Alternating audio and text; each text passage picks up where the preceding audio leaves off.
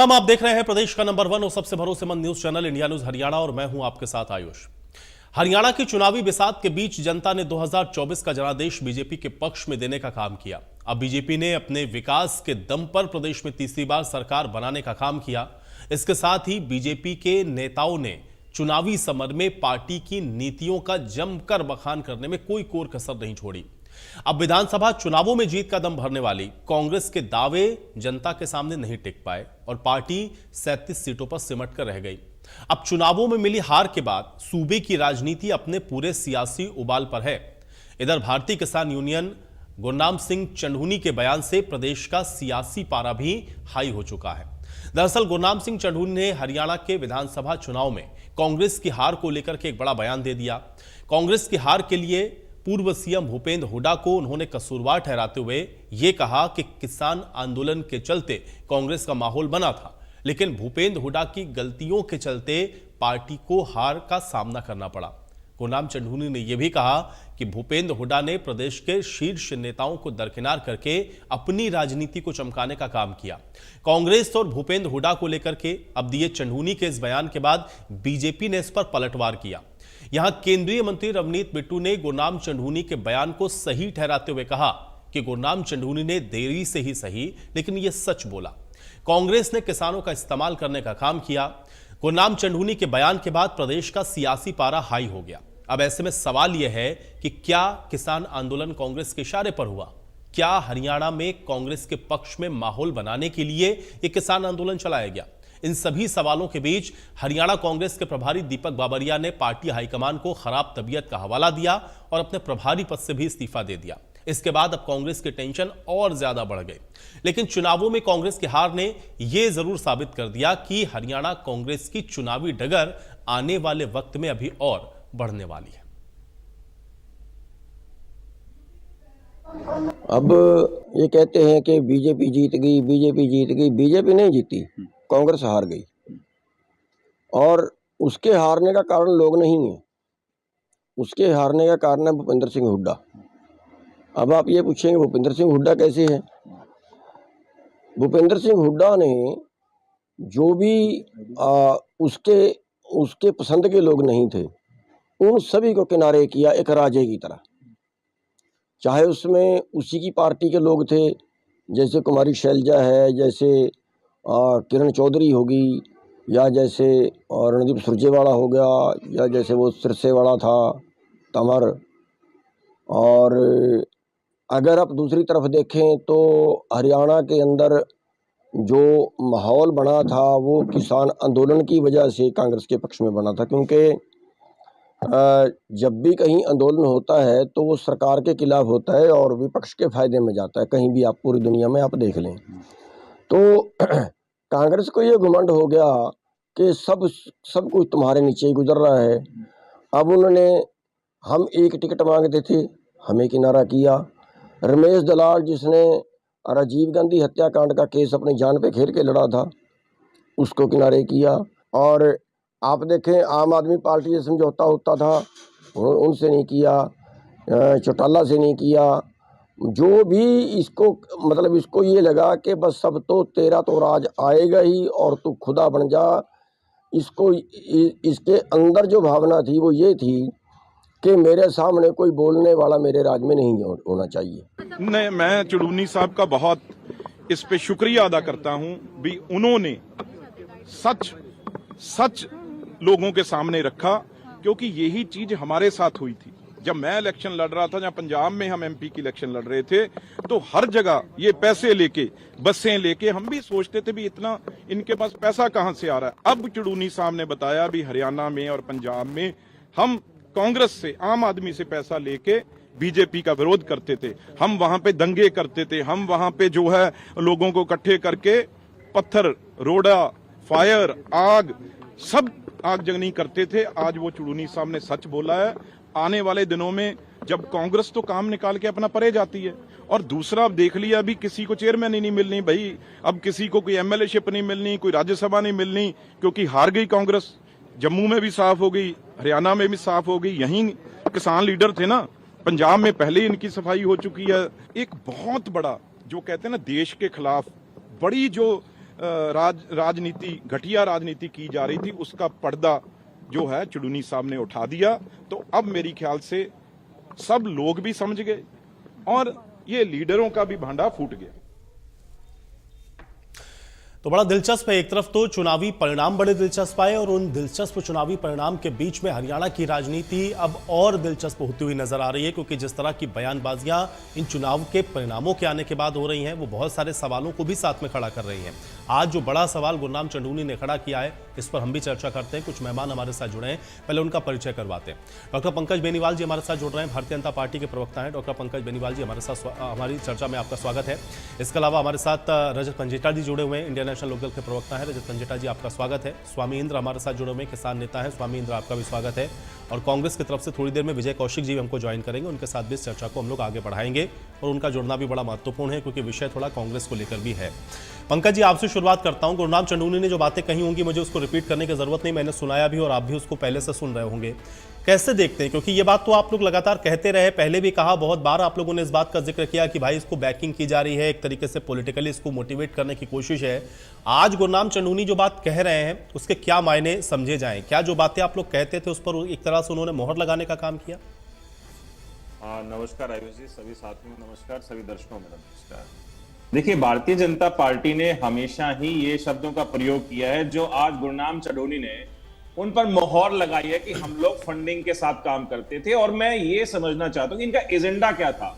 इनका एजेंडा ये तो नहीं हो सकता कि किसानों के साथ मिलकर क्या करना चाहते थे, वो एजेंडा भी अभी आना बकाया है कि इनका एजेंडा क्या था। ये राजनीतिक सफलता लेना चाहते थे, कांग्रेस ज्वाइन करना चाहते थे, वो सारे सवाल अभी भी क्वेश्चन मार्क के साथ पैदा हो रखे हैं जो गुरनाम सिंह चढ़ूजी ने बोले हैं। गुरनाम सिंह चढ़ूनी का, भूपेंद्र सिंह हुड्डा का, या कांग्रेस का, या राहुल गांधी का ये संबंध क्या कहलाता है, ये प्रेम क्या कहलाता है कि भी इनका इतना उस पार्टी के प्रति प्रेम, जब उनके ही कार्यकाल में, भूपेंद्र सिंह हुड्डा के कांग्रेस के कार्यकाल में स्वामीनाथन रिपोर्ट आती है 2006 में और उस कमेटी के चेयरमैन भी भूपेंद्र सिंह हुड्डा बनते हैं और 8-9 साल तक उसको दबाकर भी रखते हैं। लेकिन आज गुरनाम सिंह चढ़ूनी जी कहते हैं कि 10 साल से हम तो भारतीय जनता पार्टी के खिलाफ माहौल बना रहे थे। अरे 10 साल से क्यों बना रहे थे भाई? जब कांग्रेस की सरकार थी, जब भूपेंद्र सिंह हुड्डा प्यारे थे, आज प्यारे हो गए हैं आपके? जब वो 2-2 रुपए के चेक, 5-5 रुपए के चेक हरियाणा के किसानों को देते थे, जब अच्छे नहीं लगते थे क्या तब वो अच्छे लगते थे? आज अलग से उनका बुरा हो गया।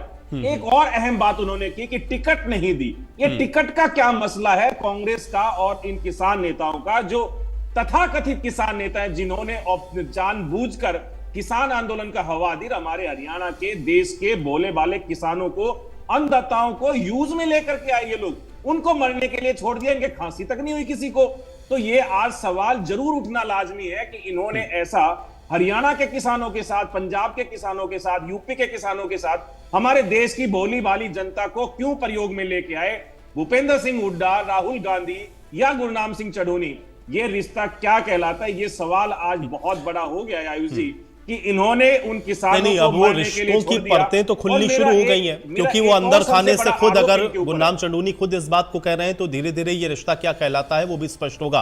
लेकिन बेनीवाल जी एक बात उन्होंने बड़ी और कही, मैं पंकज बेनीवाल जी आपके ही पास आ रहा हूं। एक बात उन्होंने और कही, वो ये भी साथ में कहते हुए नजर आए कि देखिए वो सब तो ठीक है, अब जो भी हुआ, लेकिन वो ये भी कह रहे थे कि भाई ये जीत बीजेपी की नहीं है, ये कांग्रेस की हार है। आयुष जी, मजे की बात यह है कि कांग्रेस हार गई। कांग्रेस हारने के बाद ही तो ये सारे इनके चेहरे बेनकाब हुए हैं। अगर कांग्रेस जीत जाती तो हमें कहां पता चलता कि इन लोगों ने हरियाणा की जनता का यूज किया है, इन्होंने 750 किसानों को मरवाया है। आज पता चल रहा है कि कांग्रेस ने मिलकर गुरनाम सिंह चढ़ूनी जैसे नेताओं के साथ मिलकर 750 किसानों भाइयों की हत्या की है। ये हत्यारे, इनको सारे किसान भाइयों से, हरियाणा के, यूपी के, पूरे देश के किसानों से माफी मांगनी चाहिए कि हमने आपका यूज किया था, हमने आपका प्रयोग किया था। भगवान का शुक्र है और हरियाणा की जनता का शुक्र है, मैं हरियाणा की जनता को नमन करता हूं कि उन्होंने तीसरी बार भारतीय जनता पार्टी की सरकार बनाई और कांग्रेस की नहीं बनाई। और उनके साथ जो छल होने वाला था और बहुत बड़ा, वो छल होने से उन्होंने अपने आप को बचाया है। ये हरियाणा की जनता की समझदारी है कि इन जैसे नेताओं के साथ नहीं गए, कांग्रेस के नेताओं के साथ नहीं गए, कांग्रेस के झांसे में हरियाणा की जनता नहीं आई। ये हरियाणा की जनता की जीत है, भारतीय जनता पार्टी की जीत है। इसमें गुरनाम सिंह चढ़ूनी जी को इन शब्दों का प्रयोग या इन शब्दों से खेलने की आवश्यकता नहीं है कि वो ऐसे शब्दों का प्रयोग आज भारतीय जनता पार्टी के लिए हरियाणा की जनता जीती है, हर एक हरियाणवी जीता, हर एक नहीं, वो उनका किसान कहने का जीता है, तात्पर्य बेनीवाल जी ये जिन्होंने था इनको कि भाई वोट नहीं देखिए दिया। जीत तो आपकी नहीं है, वो तो कांग्रेस हार गई ना, क्योंकि माहौल तो पूरा कांग्रेस के लिए था। अब उसके बाद आप गुटबाजी में पड़े रहे, आप लोगों को दरकिनार करें, आप लोगों को अपने आगे कुछ समझे ना, और स्पेशली भूपेंद्र हुड्डा का तो एक तरीके से नाम लेकर वो ये बात कह रहे थे। तो वो ये इसलिए कह रहे थे कि अगर इन सारी चीजों को फोकस किया होता कांग्रेस ने तो आप नहीं आते, जनता ने आपको चुना नहीं है, कांग्रेस की गलतियां ये थी कि वो हार गई। इसमें गुरनाम सिंह चढ़ूनी को टिकट नहीं मिली, सबसे बड़ी चीज जो बार बार दर्शाते रहे, उनके अभी वक्तव्य भी सुनाया, पिछले 2 दिन से हम सुन भी रहे हैं कि उनका यह वक्तव्य है कि हरीश छिकारा को टिकट नहीं दिया, दलाल को टिकट नहीं दिया, मेरे को टिकट नहीं दिया, कोई बात नहीं, और किसान नेताओं को टिकट देते।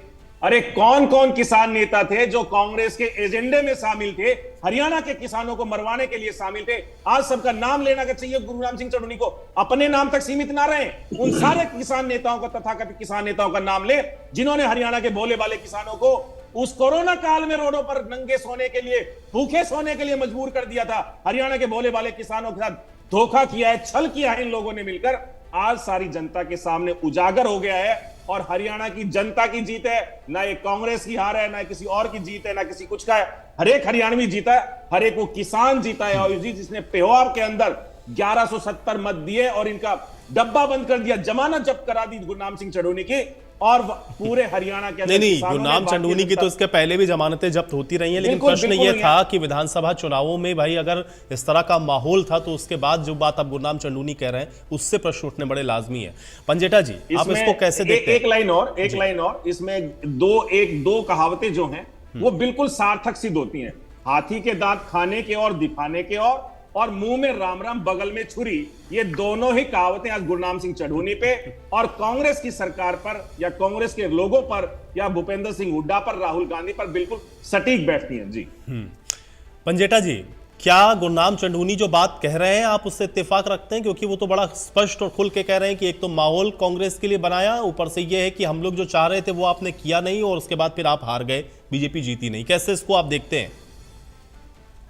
देखिए, उन्होंने कई पहलू के अंदर इसको बांटा है और माहौल, अगर पहली बात तो उनके बयान के से पहले मैं जो भारतीय जनता पार्टी के प्रवक्ता ने जो बातें कही हैं, देखिए इससे ये कहीं जस्टिफाई नहीं होता जो किसान आंदोलन था वो गलत था, इससे ये कहीं जस्टिफाई नहीं होता वो जो काले कानून थे वो सही थे, उससे कहीं जस्टिफाई नहीं होता कि आप जो है स्टॉक लिमिट हटा दें और कोई भी व्यक्ति कितना भी स्टॉक जो है वो काला बाजारी करके अपने पास रखे, और वो जो आपने एसेंशियल उसमें लेके आए थे और उसके अंदर आपने क्या किया, सेक्शन 15 के अंदर आप कोई केस किसी एग्री साइलो के ऊपर कोई केस नहीं कर सकते, कोई गवर्नमेंट ऑफिसर कोई गलती कर रहा है उसके ऊपर उसको इम्यूनिटी दे दिया आपने सेक्शन 13 में, आपने एसडीएम को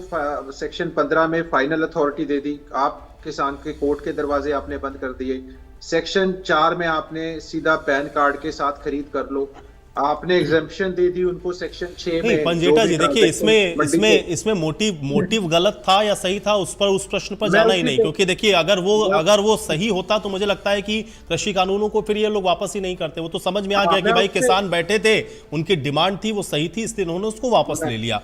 लेकिन प्रश्न ये है कि क्या उनके नाम पर राजनीति करके कहीं उसको साधने की कोशिश की गई या उसका फायदा लेने की कोशिश थी, जो कि हुआ नहीं, और उसके बाद अब किसान नेता खुद इस बात को कह रहे हैं। मैं आयुषी उसी बात पर आ रहा था। अब अगर ये बात मैं कंप्लीट करता, आपने बिल्कुल ठीक ये बात उठाया है जो मुद्दा है। कृषि काले कानून थे, कृषि काले कानून आज भी हैं, वो कहीं से सही नहीं होते। किसान लामबंद हुए उन काले कानूनों के खिलाफ। अगर ऐसा जो कहते हैं कि पक्ष में ये तो देखिए, यहाँ तो देखना पड़ेगा कि भूपेंद्र सिंह हुड्डा जी की कहीं ना कहीं ओछी राजनीति जरूर रही है इसमें। वो उन्होंने मैं इलाहाबाद से शुरुआत करूंगा और उसमें 3-4 पहलू आपको बताऊंगा कि जैसे गुरनाम सिंह चढ़ूनी जी ने कहा कि रोहतक में मेरे से सपोर्ट मांगी, रोहतक में सपोर्ट मांगी गुरनाम सिंह चढ़ूनी जी से, उन्होंने उनको लोकसभा में जो है वो मदद करने का काम किया। लेकिन जब आप मदद मांगते हैं और बदले में मदद देने की बात आई तो उनको टिकट नहीं दी गई। आप यहाँ सुरेश गोत जी की भी जिक्र करूंगा, जिन्होंने निश्चित तौर पे कुरुक्षेत्रा की सीट पे हमारे को समर्थन किया और रोहतक या 2-3 अन्य सीटों के ऊपर कांग्रेस को समर्थन दिया। लेकिन आप ये बात बताइए कि क्या गुरनाम चढ़ूनी, क्या सुरेश कोत, हमें राकेश टिकैत जी ने समर्थन दिया, हमारे को राष्ट्रीय किसान संगठन ने समर्थन दिया, हमें कंडेला खाप के प्रधान टेकराम कंडेला ने हमें समर्थन दिया, हमें अन्य खापों ने समर्थन दिया, लेकिन भूपेंद्र सिंह हुड्डा ने उन सभी किसानों को एक तरफ करते हुए दिल्ली से एक उद्योगपति लाके बिठाया कि ये किसान नेता है, ये आपके लिए इस्तीफा देगा, ये आपके लिए जिएगा मरेगा, ये आपकी लड़ाई लड़ेगा।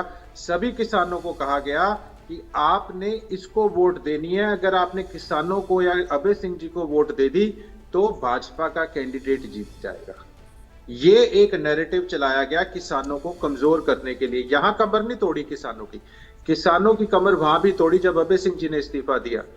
तब भूपेंद्र सिंह हुड्डा ने क्या किया कि तब भाजपा, जजपा, हलोपा और कांग्रेस सभी ने मिलकर ये कोशिश करी कि ये किसान, एक पूरे देश में किसानों के समर्थन में इस्तीफा दिया है, क्यों ना इसको हराकर किसानों की कमर ही तोड़ दे हम। ऊपर से अब बात आती है ये कृषि काले कानूनों की। इसको लाने वाला, इसको सबसे पहले ड्राफ्ट किसने किया? जीएसटी की तरह, जैसे जीएसटी की कांग्रेस की देन है ना, लागू बीजेपी ने करी। ये काले कानून लाए गए थे, एफडीआई खोलने की बात हुई थी, उसके बाद जब पार्लियामेंट में डिस्कशन हुई तो सुषमा स्वराज जी ने इसका भरी पार्लियामेंट में विरोध करते हुए कहा, जब दीपेंद्र हुड्डा ने कहा कि 2 फीट का आलू उगाकर हम मैकडॉनल्ड को देंगे, हम इसको देंगे 2, तब सुषमा जी ने कहा, अरे बेटा, कि अपने आप को किसान का बेटा कहते हो, अपने आप को किसान कहते हो, कम से कम लौकी और आलू में फर्क तो जानो, 2 फीट की तो लौकी भी नहीं होती। तो ये समझने वाली बात यहाँ पर ये है कि किस तरह भूपेंद्र सिंह हुड्डा उस वक्त ये कांग्रेस समर्थन में खड़ी थी काले कानून लाने की। और जब एक आयोग का गठन होता है जिसमें स्वामीनाथन आयोग की सिफारिशों को लागू करने के लिए वो आयोग गठित किया गया था, उस आयोग के चेयरमैन भूपेंद्र सिंह हुड्डा जी को बनाया गया था, उसमें और मुख्यमंत्री भी थे। तब भूपेंद्र सिंह हुड्डा ने जो एमएसपी का कानून है C2+50 के तहत स्वामीनाथन आयोग की सिफारिशों को लागू नहीं किया 10 साल तक। आप एक बात देखिए कि भूपेंद्र सिंह हुड्डा की कथनी और करनी और चरित्र, और जब आपके हाथ में सत्ता थी आप सब कुछ कर सकते थे, लेकिन आपने वो चीजें नहीं करी। अब आती है जब ये बात की जाती है तो देखिए, जब ऐसा ये किसान आंदोलन बना, किसान आंदोलन उठा, उसमें अगर हम पंजाब का उदाहरण लें तो कांग्रेस की तरफ से पूरी सपोर्ट, क्योंकि वहीं से आंदोलन उठना शुरू हुआ। हरियाणा की तरफ बाद में आया और वहां पर कांग्रेस ने एक तरीके से, कैप्टन अमरिंदर जी ने, चाहे टोल बंद सबसे पहले वहां हुए, रेलें रोकी गई, उसके बाद हरियाणा में आया, लेकिन वो कांग्रेस के खिलाफ गया और वहां आम आदमी पार्टी उसका आंदोलन का फायदा उठा गई।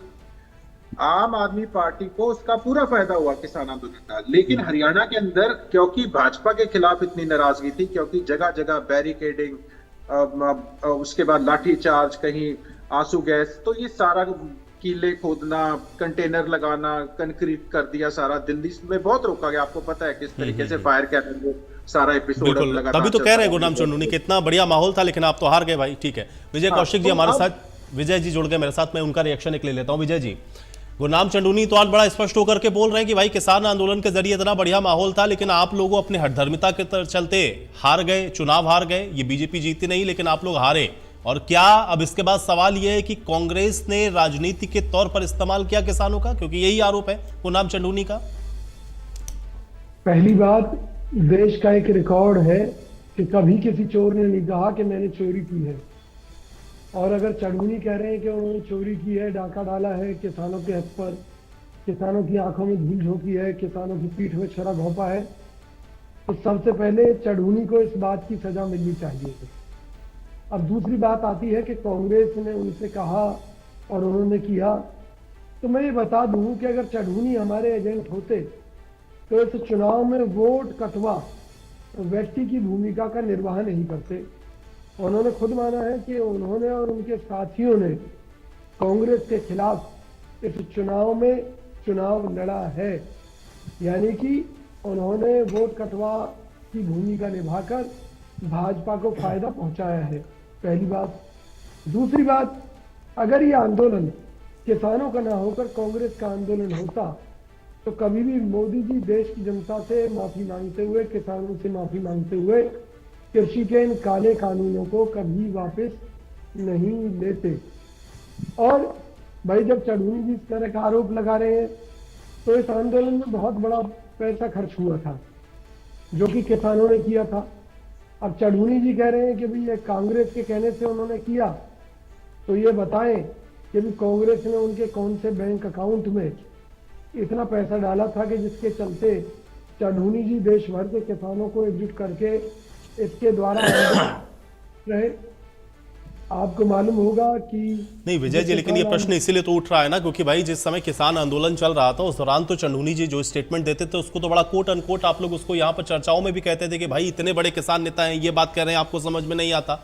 आज आप ये कह रहे हैं कि अब वो अकाउंट दे दें, डिटेल दे दें, अब वो ये बताएं कि उनका इस्तेमाल हुआ या नहीं हुआ, पहले उनके ऊपर जांच होनी चाहिए, वो जो बात कह रहे हैं।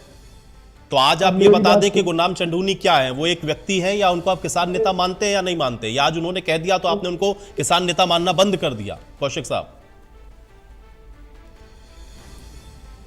बहुत से अपराधी हैं जिन्होंने कई मर्डर कर रखे हैं। अगर वो कहें कि वो उन्होंने मोदी जी के इशारे पर किए थे तो क्या उस बात को मानकर मोदी जी को सीधे सजा दे दी जाएगी? क्या उन अपराधियों से सबूत नहीं मांगे जाएंगे? तो अगर हम चढ़ूनी से सबूत मांग रहे हैं तो हम क्या गुनाह कर रहे हैं? पहली बात। दूसरी बात यह है कि अगर वो हमारे इशारे पर ही काम कर रहे थे तो उन्होंने हमारी पार्टी के लोगों के खिलाफ चुनाव क्यों लड़ा? वो तो कह रहे हैं हम तो टिकट मांग रहे थे भाई, आपने टिकट तो दिया नहीं, अब वो क्या करें? काम करिए, सुनिए, अब मेरी बात सुनिए। ऐसा है, चढ़ूनी भगवान है, चढ़ूनी भगवान का अवतार है, चढ़ूनी जो कह रहे हैं वही सच कह रहे हैं। अरे मैं ये नहीं कह रहा हूं भाई, मैं तो ये कह रहा हूं कि आप तो उनको कोट करते थे ना जब किसान आंदोलन था, कौशिक साहब, आप उनको कोट करते थे कि नहीं गुरनाम चंदूनी को? इसीलिए मैंने ये प्रश्न पूछा आपसे। आज आप ये स्पष्ट करिए इस चर्चा में कि क्या गुरनाम चंदूनी को एक व्यक्ति, आप व्यक्ति विशेष के तौर पर देखते हैं या किसान नेता मानते हैं उनको कि नहीं मानते? वो किसान नेता है कि नहीं है? एक चीज कह रहा हूँ, 100 किसान नेताओं में एक किसान नेता चोर है या झूठ बोल रहा है या अपनी हार को जस्टिफाई करने की कोशिश कर रहा है, तो हमारे पास उसके किस सवाल का जवाब होगा? मुझे ये तो बताइए। कल को वो ये भी कह सकता था कि भी कृषि के जो काले कानून है वो चढ़ूनी के कहने से वापस हुए, तो क्या आप पूछेंगे नहीं, आप उससे सबूत नहीं मांगेंगे क्या? अरे भाई, हम दावे के साथ कह रहे हैं, किसान आंदोलन में किसानों ने स्पष्ट कह दिया था कि उन्हें किसी भी पार्टी का साथ नहीं चाहिए, किसी का समर्थन नहीं चाहिए, किसी नेता को वो अपने यहाँ घुसने नहीं देंगे। तो मुझे बताइए कि कांग्रेस को इसका क्या लाभ मिला? कृषि के काले कानून वापस हुए तो क्या कांग्रेस ने कभी ये दावा किया कि भी हमारे दबाव में काले कानून वापस हुए? तो भाई किसी भी चीज के पीछे कोई फायदा नुकसान कुछ तो देखा जाता है ना। कांग्रेस को क्या फायदा था इस बात से, मुझे ये बता दीजिए। फिर जब चढ़ूनी जी सब कुछ हमारे इशारे पर कर रहे थे तो हमारी पार्टी ने उनको टिकट क्यों नहीं दी? अरे भाई, हमारी पार्टी ने अगर ऐसा किया था तो अपने गलत काम को छिपाने के लिए उसकी ब्लैकमेलिंग के चलते उसको टिकट दे देती। फिर चुनाव के दौरान क्यों नहीं कहा? वही तो कह रहे हैं ना कि राजनीतिक फायदे के लिए कांग्रेस ने इस्तेमाल किया, उनका सपोर्ट लिया, रोहतक में उनका इस्तेमाल किया, लोकसभा चुनाव में, विधानसभा चुनाव में टिकट नहीं दिया। अब क्या करें? कहेंगे तो भाई जो आदमी खुद कुछ अपने लिए वोट नहीं ले पाया वो कांग्रेस पार्टी को कितनी वोट दिला पाया, ये चिंतन का विषय है। बहरहाल मैं चढ़ूनी जी को हाथ जोड़कर नमस्कार करता हूँ। वो भगवान है, भगवान का अवतार है, जिसके चलते भाजपा की साजिश के चलते सभी चैनल ये कह रहे हैं कि चढ़ूनी जो कहे वो सही, बाकी कांग्रेस अगर कोई सबूत मांगे तो वो गलत है। मैं फिर कह रहा हूँ, चढ़ूनी जी ने भाजपा से पैसा लिया है ताकि दोबारा से भाजपा इस बात को आधार बनाकर उन कृषि के काले कानूनों को। अच्छा, अब वो किसान नेता है कि नहीं है? अब वो रहे कि नहीं रहे किसान नेता? किसान नेता तो किसान बताएंगे ना वो किसान नेता है या नहीं है। चलिए ठीक है, स्वामी इंद्र हमारे साथ जुड़े हुए। ठीक है, अब तो आपने उनको सिरे से ही नकार दिया क्योंकि आज उन्होंने आपके खिलाफ बोला तो आपने कहा कि अब आपको सबूत चाहिए। कल तक जब वो जो बात बोलते थे तब तो वो पत्थर की लकीर आप लोग मान के चलते थे। कौशिक साहब, पहले जब वो ये कोई भी बात कहते थे तब आपने उनसे सबूत मांगा क्या? तब तो सबूत नहीं मांगते थे आप। अब आज आप उनसे सबूत मांग रहे हैं। भाई यही तो पक्ष है ना, एक सिक्के के दोनों पहलू होते हैं। अगर आज आप उनकी बात को ये कह रहे हैं कि वो बिक गए, पैसा लेके बिक गए, तो फिर ये आरोप तो वो उस समय भी लग सकता था ना कि वो आपसे पैसा लेके बिक गए। सुनो ना मेरी बात, अगर आप एक कॉमन बात कह रहे हैं कि भाई किसानों पर अत्याचार हुआ आपने तो बहुत बड़ी बात कही, आपने तो उनको बिकाऊ कह दिया कि वो पैसा लेके बीजेपी से बिक गए। तो भाई जो आदमी बिक सकता है वो तो कभी भी बिक सकता है। फिर मैं आपकी बात को कोट एंड कोट कर रहा हूं, ये मेरे शब्द नहीं।